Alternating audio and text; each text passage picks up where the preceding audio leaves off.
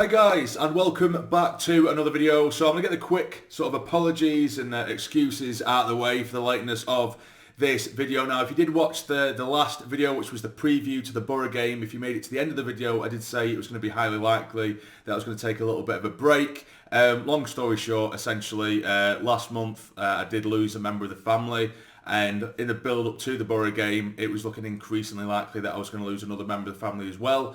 Not 24 hours after the Borough game finished, I did lose that member of the family. So just dealing with a couple of losses at the minute and trying to process things. So I'm just sort of biding my time, taking my time, not putting any pressure on myself. And I just thought I'd take a few days or a break or what have you. So that was basically it, guys. No sob story, none of that shit. I just wanted you guys to be on the same wavelength. I'm not getting lazy. I'm just trying to, look after me and look after those around me, sort of simultaneously, and just trying to be okay. That's basically it. Giving myself the best chance to process shit. So that was it. So again, apologies. I'm sure that you guys will understand.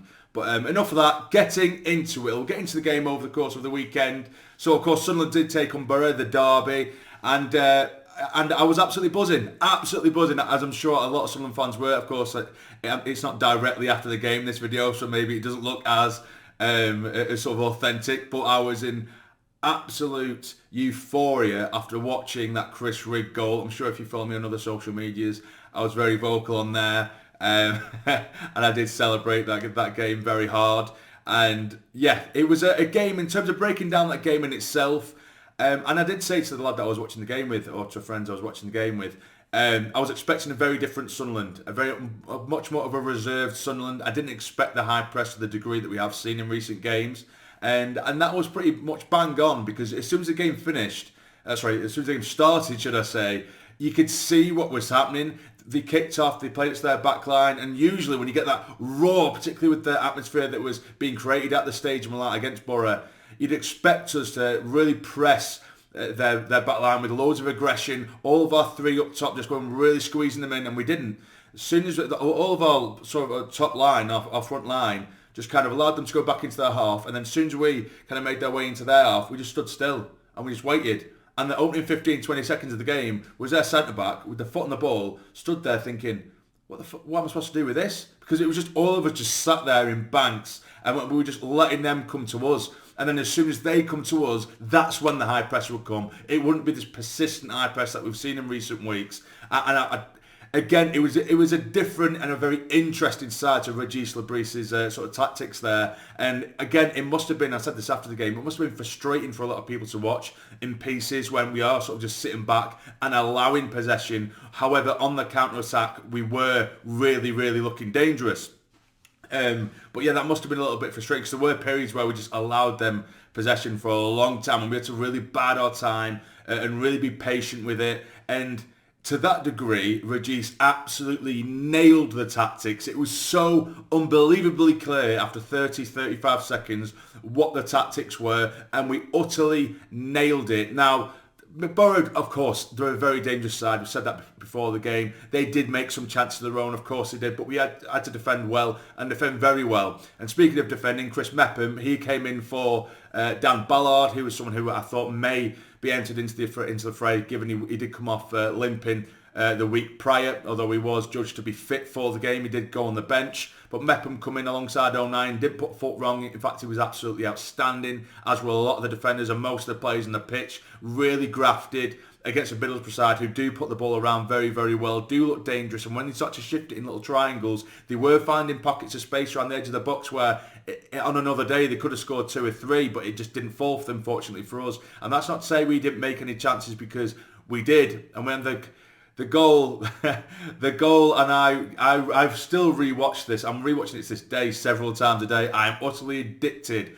For Rigg to score this goal, so Paddy Roberts gets on the right hand side, and he was really going at them as well. He cuts in from right to left. He goes to strike. It looks like he's going to the sort of far side of goal. He's going to the bottom left hand corner. Takes a deflection, which takes the sort of fizz off the all the sort of aggression off the shot, and it just sort of skids and squirms through. It looks like might just probably go through to the keeper, but then Mayenda and Chris Rigg are both bolting to try and get there before the keeper does. Chris Rigg gets there first, he takes it away from goal, and it's the most audacious of back heels at the tightest of angles, and he managed to slip it in, and oh my God, I was screaming with happiness for that lad. What a moment for 17-year-old Chris Rigg, which of course only brings further sort of reports and further spotlights onto the lad, where, you know, the second that game finished, there's reports saying Man United are after him, Man City are after him and all this kind of shit.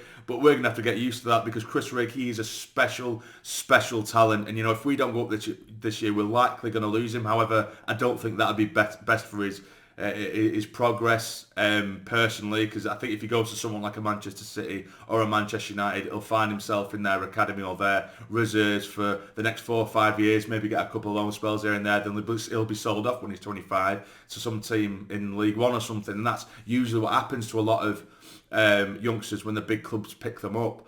So I just hope, of course I'm looking way into the future on this, but that's just what I just hope that isn't the route that Chris Rigg does go down. I don't expect him to stay with Sunderland for the rest of his life.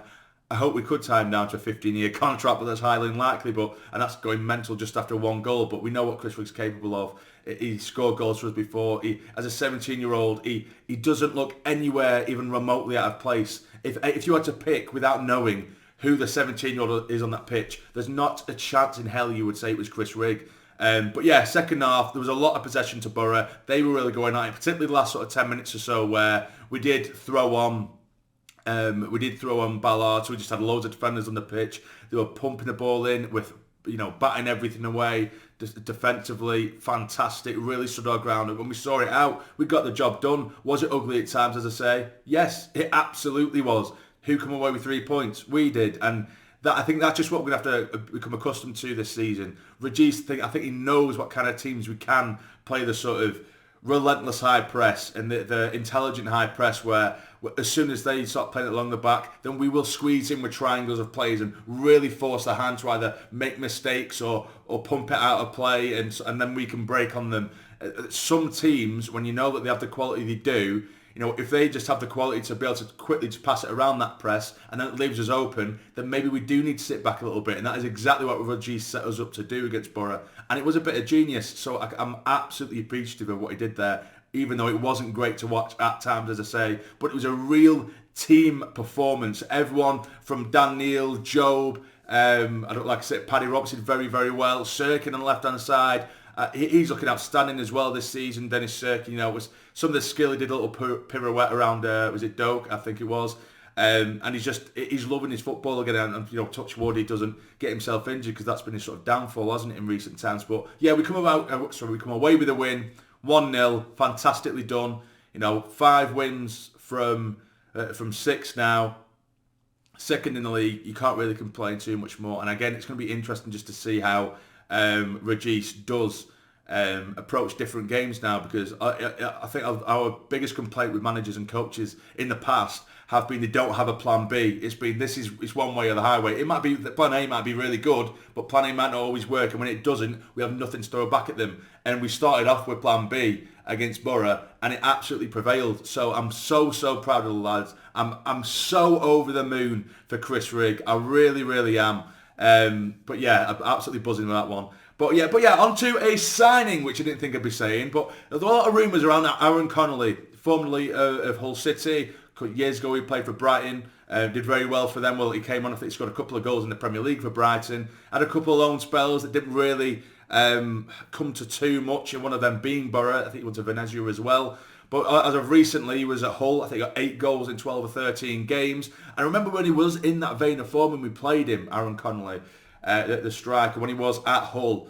And I thought, he's a little player, him. He's a little player. You know, he's not the biggest of lads, but for a shortish lad anyway, he just had this bravery on the ball, really sort of tricky and nimble and difficult to get the ball off. He was wriggling out of tight situations and really getting at us.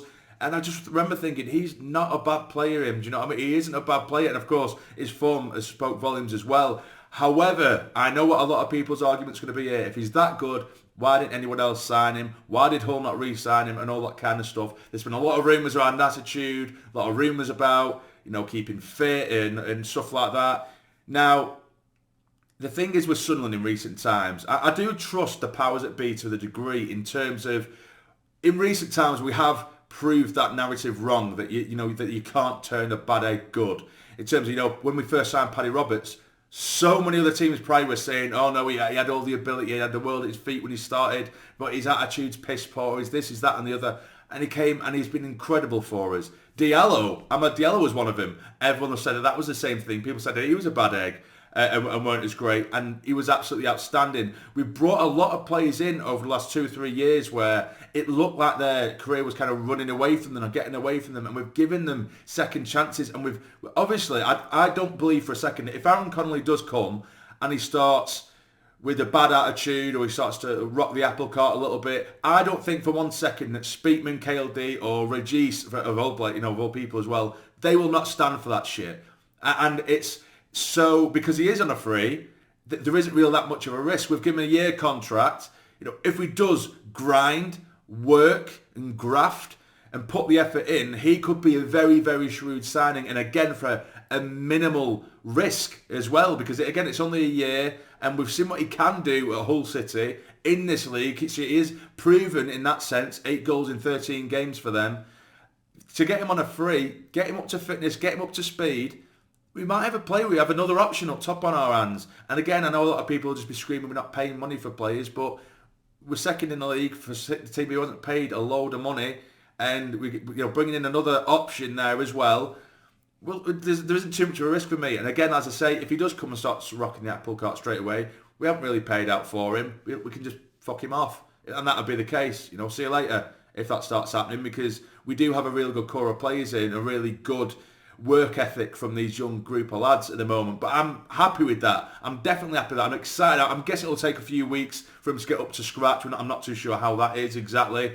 But if we do manage to get into him, coach him well, he grafts, as I say, we could have a very, very good signing on our hands. But that is everything up until this point. Again, I do apologise that I haven't really been active on here, but I will try my best. I will try my best, and I do appreciate your understanding, guys, as well. But anyway, if you're buzzing after the Middlesbrough game, I know it's been quite a few days, but I'm still very, very happy with it. And the signing of Aaron Connolly, let me know in the comments down below how you feel about that signing. But if you have enjoyed, please hit the like button for me. It'd be massively, massively appreciated. And subscribe. I say every video now, there's so many of you who are still watching. I'll look at the stats of the videos. There's like 65% of you guys that are watching regularly but just haven't clicked the subscribe button. It's free, it takes half a second, and it's so appreciated. But anyway, take care, enjoy the rest of your day, stay jammy.